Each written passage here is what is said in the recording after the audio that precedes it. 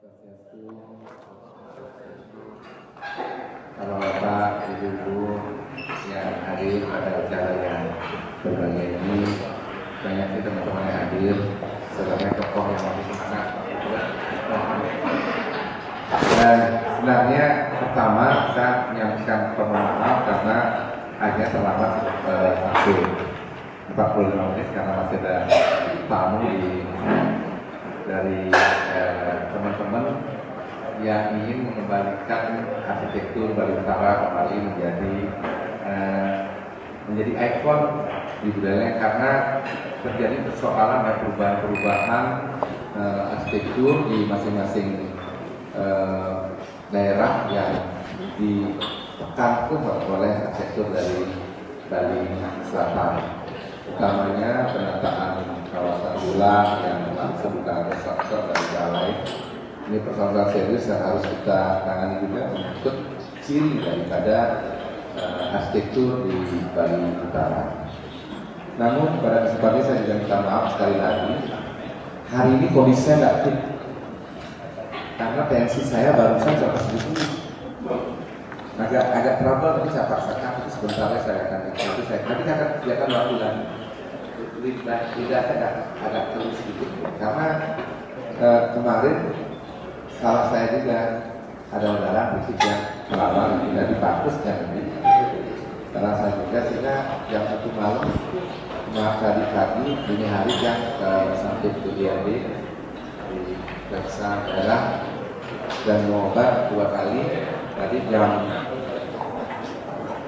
jam 12 yang minum obat lagi 4 jam udah ada tadi udah turun 140. Tapi nanti mungkin sementara Pak Kepala Beda akan menyampaikan, karena nggak kebiasaan yang sebenarnya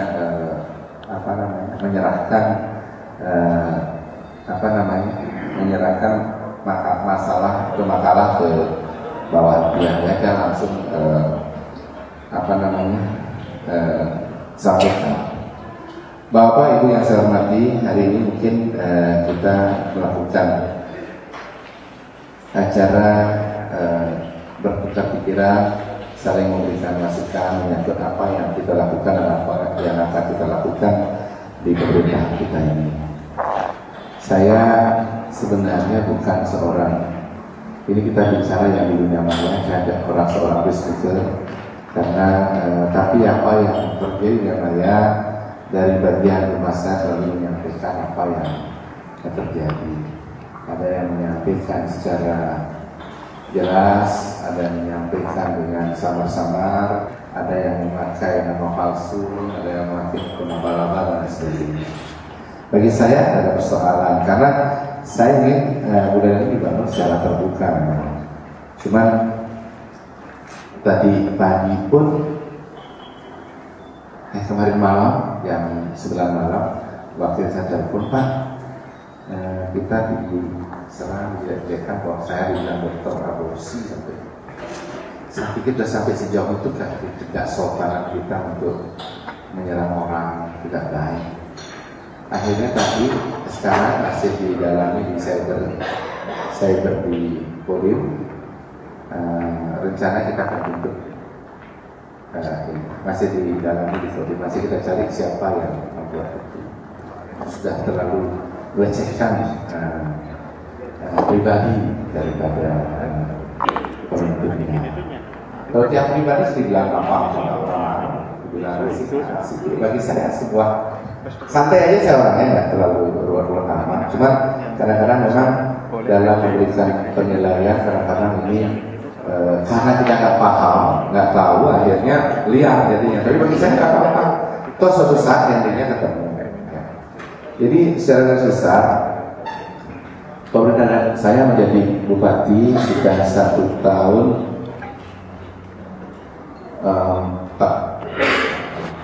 5 bulan, ya, hampir 5 bulan. Tentunya sebenarnya banyak sekali harapan dari masyarakat akan upaya-upaya kita untuk melakukan perbaikan di budaya. Apa yang jadi kritikan sebenarnya bagi saya itu sebuah cemeti atau sebuah dorongan buat kita semangat terus kesana saja, ya. Asal kita nggak berandai-andai dalam menyelesaikan suatu persoalan. Kita lebih baik persoalan lebih real, kita selesaikan dengan baik, jangan membawa fisik pribadi dalam persoalan. Seperti misalnya ada masalah air sani dan sebagainya, kita ketemu persoalan-persoalan yang sebenarnya ini persoalan kita akan penyelesaian dan komunikasikan, kita selesaikan dengan baik. APBD Buleleng, kalau kita lihat kontennya itu sudah mulai mengarah pada bagaimana RPJMD yang dituangkan lewat visi dan misi saya pada saat saya menjadi bupati itu harus terakomodasi untuk tercapainya RPJMD itu. RPJ adalah Rencana Pembangunan Jangka Menengah. Jadi ini yang harus kita penuhi dalam 5 tahun. Parameter-parameter indikator yang jelas, ada IPM namanya yang selalu kita pakai acuan untuk apa yang kita pakai untuk mengakselerasi tercapainya kegiatan apa yang dapat tercapainya mengakselerasi tercapainya RPJM tersebut. Karena visi misi yang kita sampaikan pada saat kampanye itu harus tetap kita jadikan acuan, biar nanti ini tidak menjadi hanya sebuah wacana dalam menyelesaikan pembangunan di Buleleng. Tentunya hal ini harus dibarengi dengan resources yang cukup, baik itu yang human resourcesnya dan tentunya keadaan-keadaan karena kita sering di lapangan melihat kondisi daerah yang kita sebut natural resources. Yang human resourcesnya tentunya pada sisi pemerintahan kita terus akan melakukan perbaikan di birokrasi kita. Jadi bagaimana sebenarnya konsep-konsep refunding pembangunan itu terus bisa kita bawakan bersama-sama. Saya mulainya tadi awalnya dari menentukan kebijakan dari ketika saya sebelum menjadi bupati ada beberapa isu-isu strategis yang harus saya kelola dengan baik untuk kita bisa selesaikan persoalan ini. Jadi bagaimana peningkatan pelayanan publik di berbagai bidang, utamanya pembangunan, jadi pelayanan jadi pelayanan dasar pendidikan, kesehatan dan baik itu aktivitasnya dan kualitasnya. Nah, untuk betul-betul pelayanan publik kita memang sudah memulai dengan bagaimana di pelayanan yang bersifat di Kadisdukcapil, di rumah sakit masih ada beberapa persoalan yang terus akan kita benahi. Dan ketika ada persoalan-persoalan di bidang pendidikan dan lain sebagainya, terus akan kita melakukan pembenahan. Mungkin ada isu di bidang pendidikan, kepala dinasnya mengundurkan diri, itu kita katakan ya, karena memang pendidikan di Buleleng membutuhkan kemampuan yang ekstra, daerahnya luas, kondisi geografisnya besar dan berbukit-bukit sehingga aksesibilitasnya juga di Buleleng terganggu untuk persoalan pendidikan. Bisa kita lihat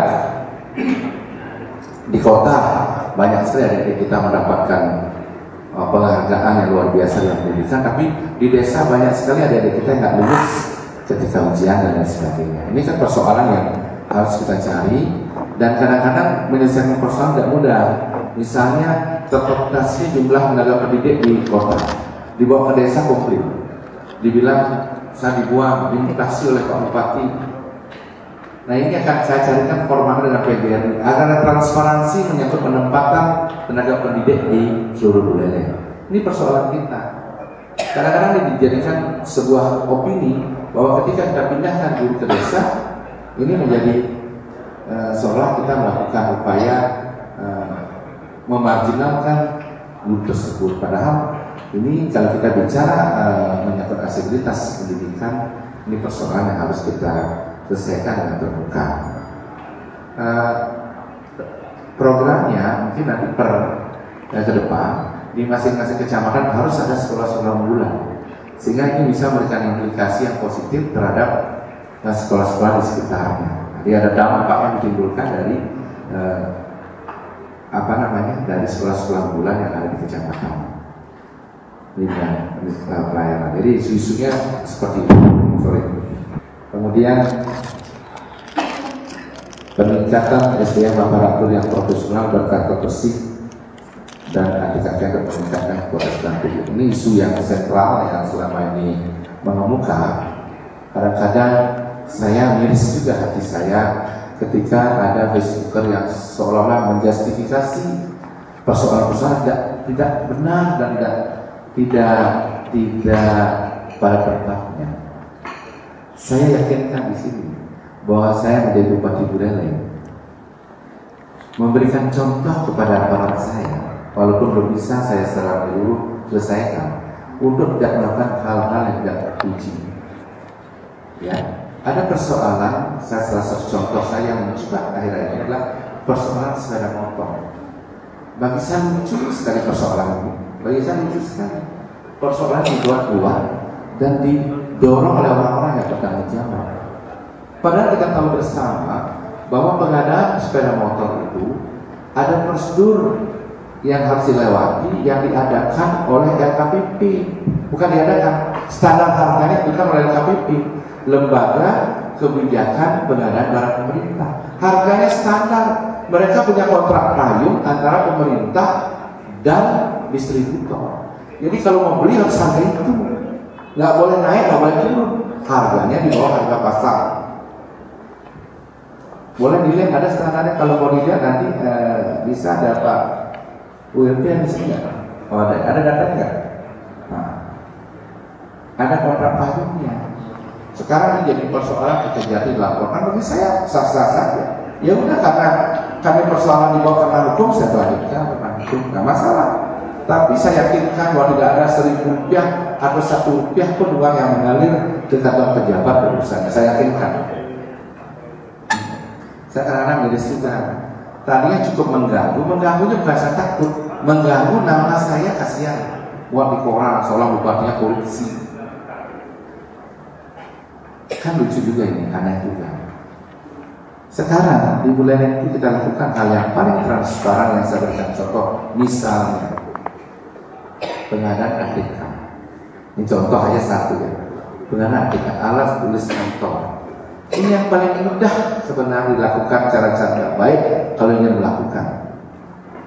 Ya, ATK di jumlahnya puluhan miliar di Buleleng. Ada di SD, ada di SMP, ada di SMA, ada di dinas, ada di camat.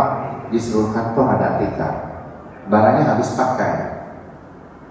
Kalau bupati nyuruh belanja di satu tempat, siapa yang berani nggak belanja ke toko tersebut? Siapa yang berani melawan? Nggak ada.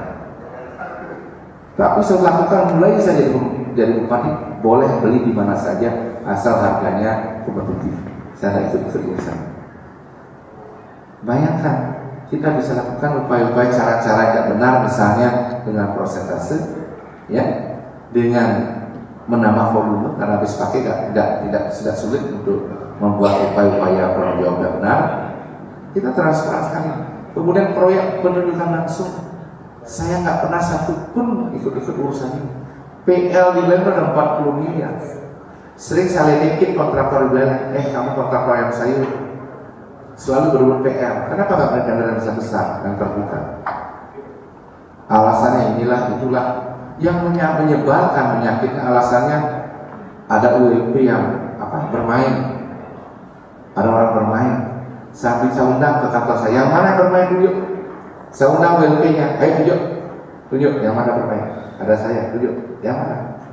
Ternyata masalahnya sebenarnya pemborong kita belum punya kualitas kemampuan untuk mengakses LTS itu. Kemampuan profesionalisme daripada kontraktor belum sampai di sana. Saya yakin saya tuh bikin hotel 60 miliar, pakai telepon bisa dari sini. Karena profesionalisme cara sistem dan networking yang baik. Belajar dong, ayo profesional, kita belajar. Jangan selalu kita dijadikan kambing hitam bahwa kita tidak membantu untuk pengusaha lokal. Karena saya dorong pengusaha lokal untuk bisa mendapatkan belanja pemerintah. Karena salah satu belanja pemerintah untuk bisa kita mendorong pembangunan perekonomian secara baik di Buleleng ini. Kan yang mudah salah satu pendapatan untuk menaikkan pendapatan masyarakat di Buleleng. Ini miringnya tidak lihat saya. Ini harga, contoh di sepeda motor ya, harga yang dibuat oleh pemerintah, ya, dengan dasar harga inilah mereka belanja 22,671. Ini dasarnya jelas. Saya terus terang ada orang yang aparat hukum yang kata saya, Bapak ada itu iPad di ekroknya LKPP.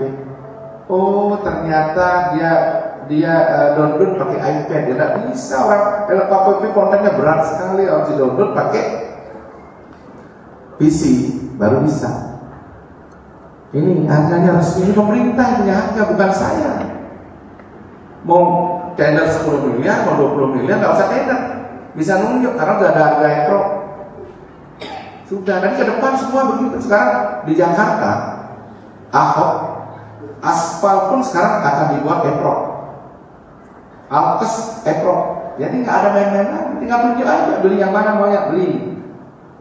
Jadi ini berubah. Kita terus ke transparansi dan akuntabilitas. Bahkan sekarang kita mulai dengan NCT, no cash transaction. Jadi mengurangi pembayaran cash. Jadi online semua lewat BPD. Jadi apa yang uang keluar online di BPD, kemudian ke BPK juga online.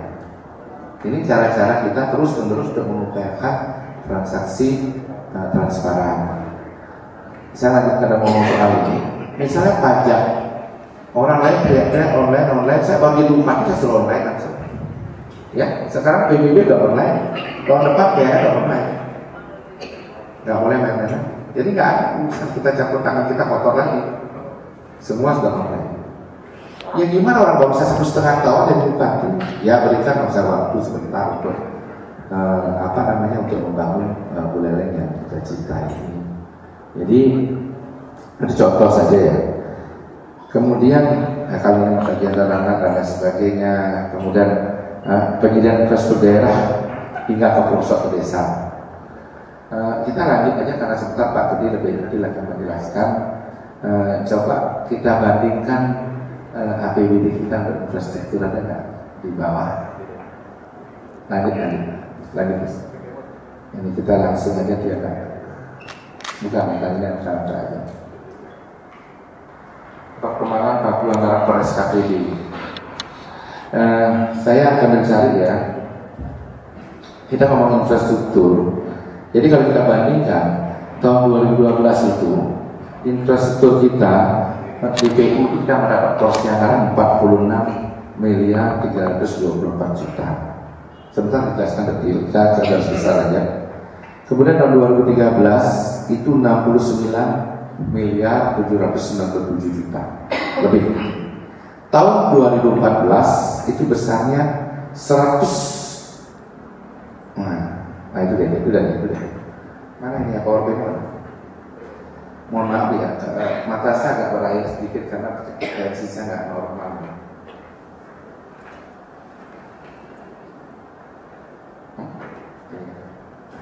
Ini ya, tahun 2015, tahun 2013 69, tahun 2014 134 miliar. Untuk jalan aja ini kalau nggak salah 90 Pak Yasser 98 ya?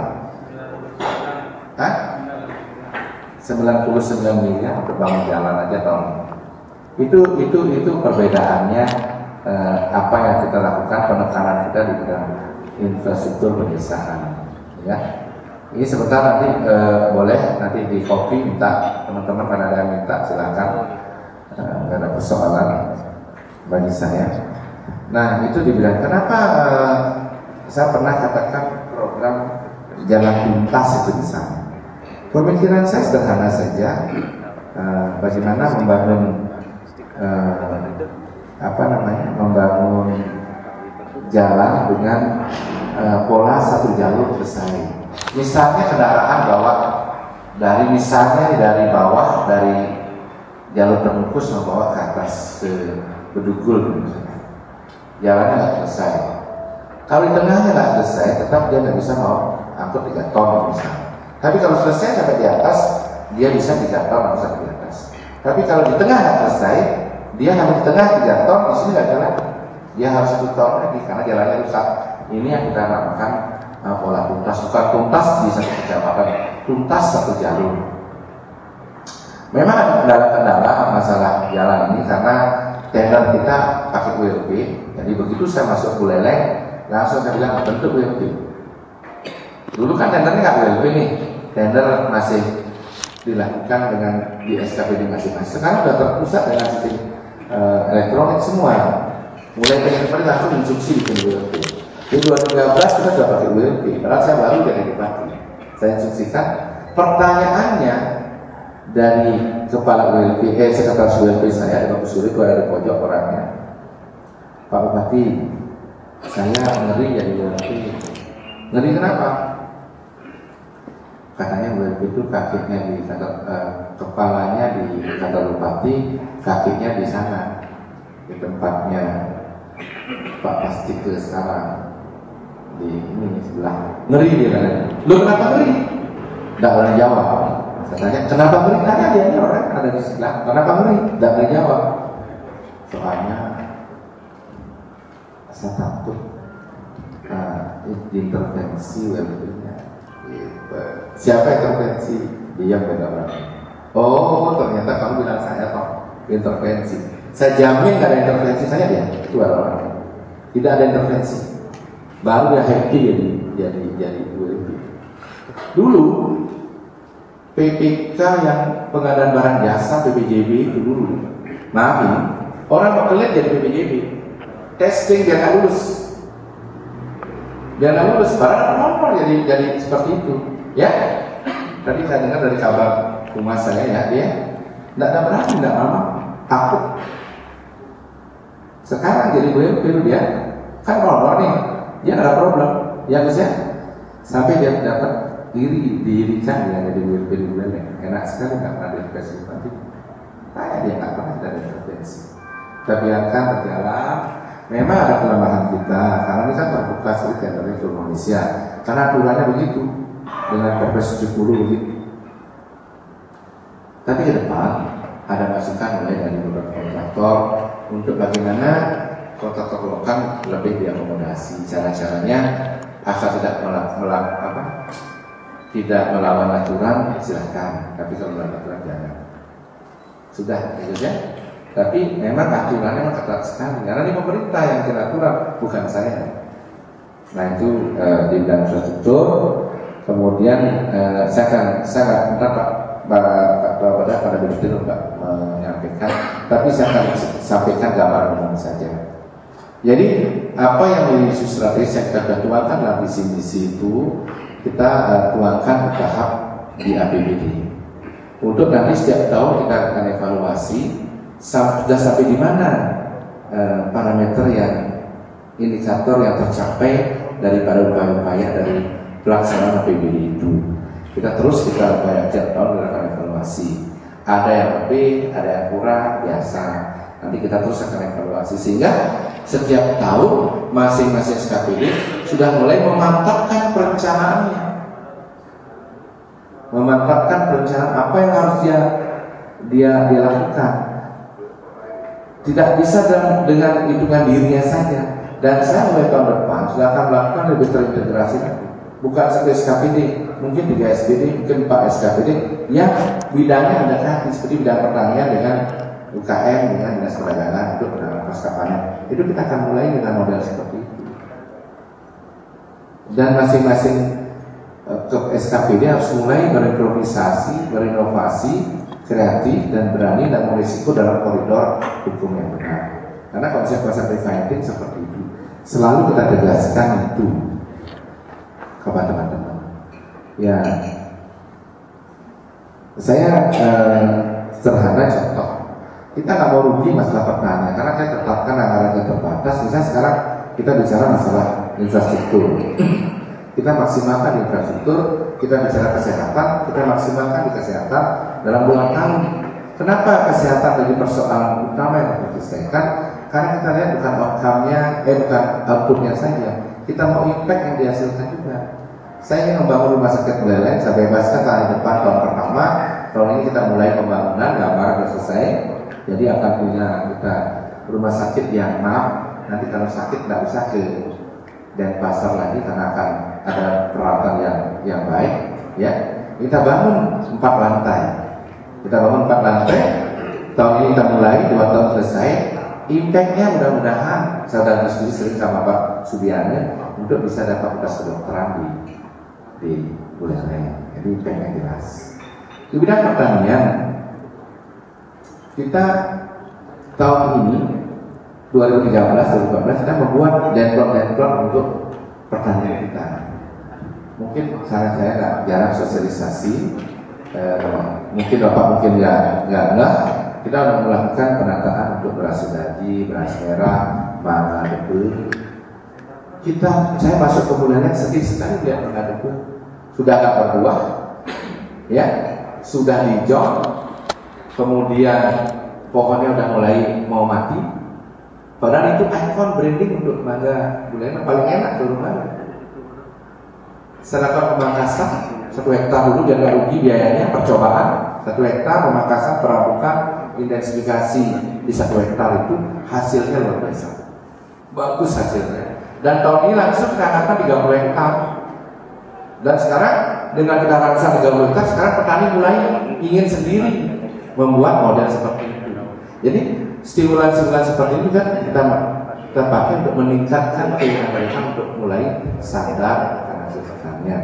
Dan tentunya di Dinas Pertanian dan mulai juga men-setting untuk bagaimana penanaman pasca panen kita. Jadi banyak juga seperti pertemuan kita sekarang, hendak kita juga menjadi contoh yang baik. Dan bahkan ada satu pertemuan di Sinabun sekarang laris sekali. Gara-gara kita ke PNS sekarang harus pakai hendak lokal. Di PNS sekarang hendaknya ada dari Sinabun semua, produksi dari saudara-saudara kita di Sinabun. Terus kita upayakan. Memang banyak program-program yang saya buat mungkin kadang-kadang ditanggapi pada sisi anggaran sedikit bingung juga. Misalnya Bulfest, sempat begitu juga dapat berita Bulfest akan disitik. Apa yang disitik? Orang duitnya juga duit sumbangan semua langsung diserahkan. Saya nyumbang 50 juta perusahaan saya.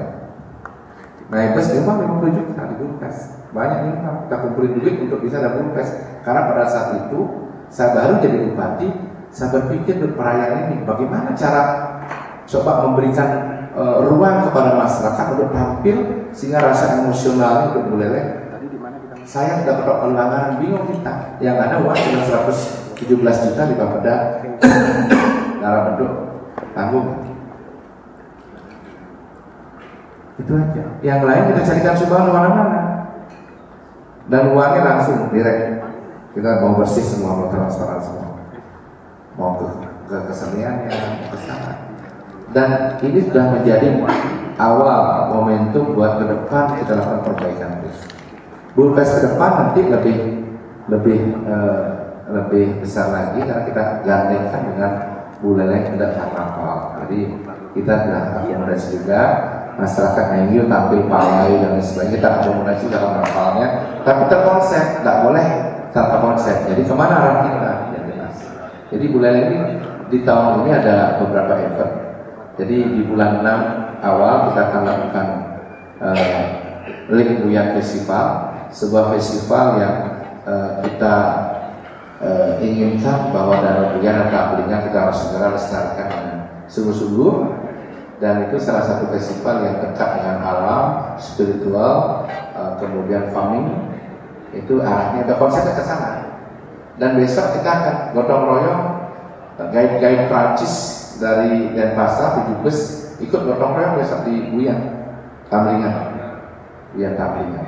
Jadi kebetulan mereka kita buka juga agar ini salah satu destination yang bisa terus berkembang. Dari Buyan Festival nanti ini akan kita lakukan di bulan 6. Kemudian di bulan 4, bulan 3 ini saya 31 Maret 30 Maret ulang tahun wilayah saya bersama dengan Hari Raya Nyepi. Kemudian ada pemilu legislatif.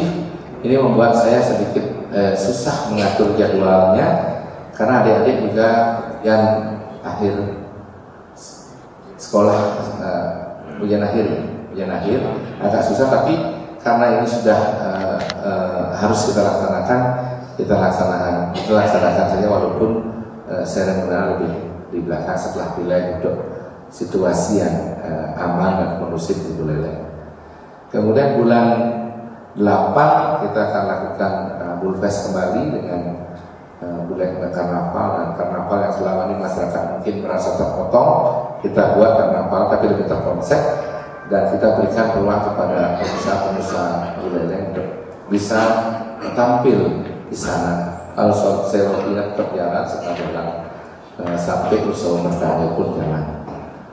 Nah, upaya-upaya juga kita di bidang promosi, karena takut untuk yang mengkritisi promosi biar nggak dipikir kita jalan-jalan, bahwa kita lakukan dengan sungguh-sungguh. Bahkan dari kementerian senang sekali kita sedang melakukan upaya-upaya yang benar dalam koridor-koridor promosi yang bisa kita lihat nanti grafiknya. Kalau dinas pariwisata nggak ada grafik kunjungan kita. Kalau kita lihat dari statistik memang sudah meningkat di tahun ini. Jadi mudah-mudahan ini bisa kita lakukan bersama-sama terus untuk meningkatkan kunjungan wisatawan. Di samping beberapa konsep community based tourism tetap kita kembangkan di desa-desa di Buleleng, sehingga saya membuat program Buleleng 2015 Zero Waste Plastic. Jadi itu memberikan opini untuk environment, untuk lingkungan, sehingga bisa berbanding lurus dengan upaya-upaya kita untuk meningkatkan kawasan Bali Utara ini menjadi kawasan yang ramah dengan lingkungan, karena konsep kita adalah ekoturisme. Di bidang penataan ruang kita sudah mulai ke detail, walaupun RTW baru diserahkan. Kita coba sekarang untuk penataan kawasan pemutaran. Bagaimana pemutaran menjadi kawasan wisata yang eksklusif, yang bernilai jual mahal. Itu kita sudah buat konsepnya, cuma kemarin masih ada perbedaan antara konsultan dan pemikiran masyarakat dan saya. Masih ada perbedaan. Karena konsep-konsep misalnya konsep-konsep umum daripada penataan kawasan coastal area atau pantai misalnya, itu membuat pedestrian di pinggir pantai. Tapi kalau pemutaran, karena kawasan eksklusif, mereka tidak inginkan. Mereka ingin jalan utamanya, main streetnya dijadikan pedestrian, sehingga ada pemindaan halus, sehingga pantainya benar-benar eksklusif. Beda-beda. Karena ini mungkin Lopina berbeda. Sekarang kita akan mulai melakukan penataan di masing-masing zone, pemutaran Lopina, kemudian titik dulu kita akan membuat desain dulu, mundur seperti apa, semua akan kita terjemahkan dalam rencana detail tata ruang kawasan atau RTBL nanti di masing-masing kawasan tersebut. Kita nggak bisa sekalian membalikkan telapak tangan karena keuangan kita juga terbatas. Ya, terus mengupayakan meningkatkan pendapatan kita di bidang DPHD, di kemudian bantuan dari kementerian, sehingga masing-masing kepala saya kita upayakan terus mendapat bantuan dari kementerian. Di bidang pendapatan asli daerah, kita sudah melakukan cara-cara upaya-upaya dilakukan untuk meningkatkan PAD lebih signifikan. Kalau tahun 2012 PAD kita itu dicari. Nah, ini 2012 PAD kita 116, di 2013 144, sekarang sudah 176 miliar. Targetnya segini. Padahal dia udah ini realisasi 166. Targetnya segini, tapi realisasinya kenyataannya 166 miliar. Jadi kita terus melakukan upaya-upaya peningkatan PAD, ya. Kemudian di bidang perbandingan belanja antara belanja langsung dan belanja tidak langsung, DPR plot 60-40. Padahal baru saya masuk jadi bupati, perbandingan 72-28. 1% itu 13 miliar. 13 sampai 14 miliar. Kalau sekarang 15 miliar persennya. Karena PBI kita sudah 1,5 triliun. Pasang plot dulu. Begitu saya oke plot 60-40 saya paksa ini Pak Mokda sampai kanan terus diskusi. Ini jangan pikir kita saya lepas tangan loh. Saya bikin APBD ikut campur terus di Bapeda. Tapi saya turun juga, tapi saya nggak bilang ke Pak. Nanti saya ikut sama teman-teman DPR. Karena akhirnya porsi hibah itu yang dilakukan kita terkoreksi sebenarnya. Besar sekali hibah ini. 20 sekian miliar. Kalau itu nggak begitu banyak, bisa 60-40 sekarang 39. 38,6. Karena tadinya, tadi ada isu dengan JKBM kok tidak masuk, dibuat isu politik seolah saya melawan kebijakan provinsi atau tidak peduli dengan kesehatan. Salah besar. Karena pada saat itu kita dapat arahan dari pusat bahwa JKN akan diberlakukan. Ternyata pemberlakuannya terbatas pemberlakuannya sehingga masih ke format JKBM di provinsi itu awalnya. Ini instruksi modal besar. Dan kita juga waktu itu temuan juga, biar saya ingin dapat surat resmi dari provinsi bahwa saya harus memasang angka segitu ke provinsi. Karena kalau tidak arahan dari provinsi temuan, tidak ada kemudian bawahan memberikan uang kepada atasan yang ada. Temuan BPK terus. Karena kita kan WTP nih, tapi temuan. Tapi nggak apa-apa sudah dilaporkan sehingga ini ada perubahan struktur anggaran sedikit. Ya mungkin sebentar detail Pak target-target capaian target capaian akan disampaikan oleh Bapak. Lengkap ya kalau beda. Tapi saya mohon maaf sekali, yang nanti peninggalannya itu ya agak dua-dua dan terlihat karena tensinya tinggi sekali naik hari ini.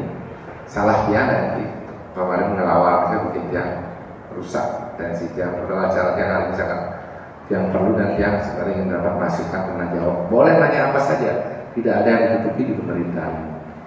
Silakan mungkin kalau Pak Palawada ingin menyampaikan lebih detail. Sudah, ya karena sudah. Silakan ada hal-hal mungkin ini bisa pertemuan pertama. Kita bisa lakukan nanti bulan depan yang kedua untuk lebih detail kita bisa berdiskusi. Mohon maaf sekali ini saya kurang prima tampil karena kondisi saya kurang sehat hari ini. Terima kasih.